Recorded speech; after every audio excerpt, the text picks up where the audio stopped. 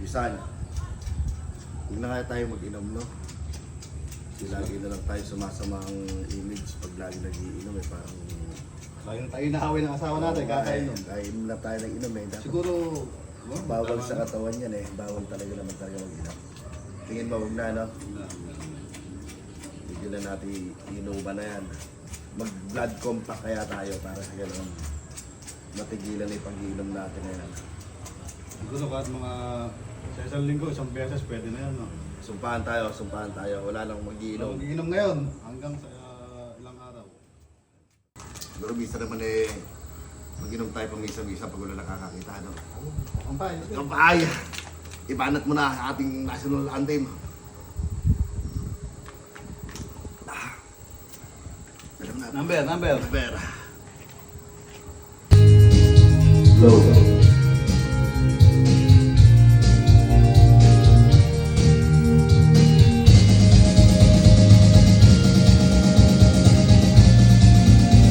Salamat.